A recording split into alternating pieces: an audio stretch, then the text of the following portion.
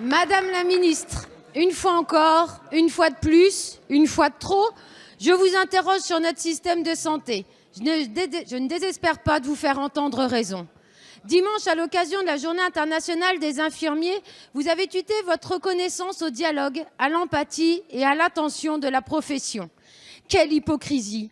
Peut-être n'êtes-vous pas au courant que par manque d'écoute de votre part, 4 syndicats infirmiers ont lancé une plateforme pour recueillir les souffrances des soignants.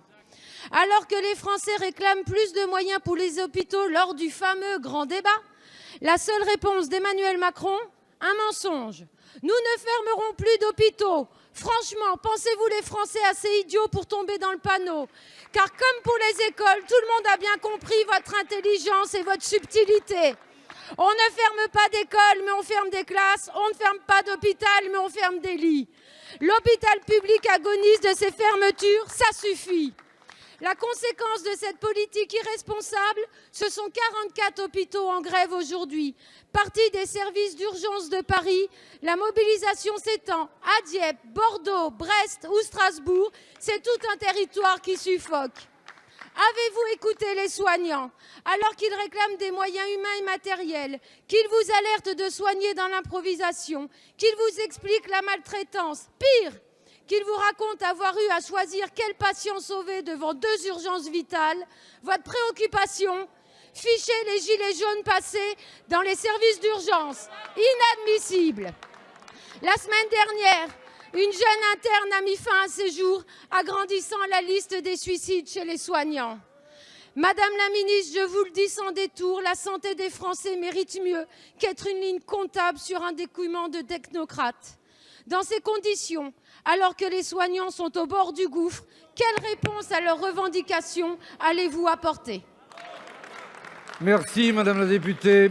Madame la ministre, depuis plus de 6 mois, des soignants en colère se mobilisent aux 4 coins du pays pour sauver nos urgences du naufrage. Bravo à elles et à eux. 92% des Français sont reconnaissants. Ils comprennent et soutiennent les 249 services d'urgence en grève. Sur France Inter, dimanche, vous avez considéré exagérer l'exaspération exprimée par un soignant. Non, il n'est pas un témoignage isolé et ce n'est pas un ressenti excessif.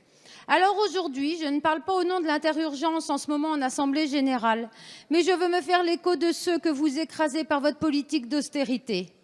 En 2 ans, vous avez fait 1,6 milliard d'euros d'économies sur l'hôpital public, alors même qu'on compte 2 fois plus de passages aux urgences en 10 ans et que 100 000 lits ont été fermés en 20 ans. Les conséquences sont désastreuses. Et maintenant, grand seigneur, vous promettez 250 millions par an pour les urgences. À budget constant, on peut s'autoriser à penser que d'autres secteurs de santé vont subir ce rapatriement budgétaire. Si nous étions assez nombreux en EHPAD, nous n'aurions pas à transférer nos résidents à l'hôpital. Ce n'est pas en déplaçant les problèmes d'un service à un autre que vous trouverez une solution. Aucun médecin, aucun soignant ne pourrait penser qu'une telle dose d'austérité pourrait apporter le moindre bien dans un secteur aussi crucial que la santé. Allez chercher les milliards de l'évasion fiscale de l'ISF, des dividendes d'entreprises non exemplaires qui délocalisent et licencient à tour de bras. Supprimez cette taxe sur les salaires tout bonnement injuste qui étrangle nos hôpitaux et leur coûte près de 6 milliards d'euros. Je vous fais une demande solennelle. Accédez aux revendications des soignants en grève. Écoutez la fronde qui éclate dans tout le pays. Madame la ministre, le budget de la sécurité sociale va s'ouvrir dans quelques semaines. Saurez-vous être à la hauteur de l'enjeu?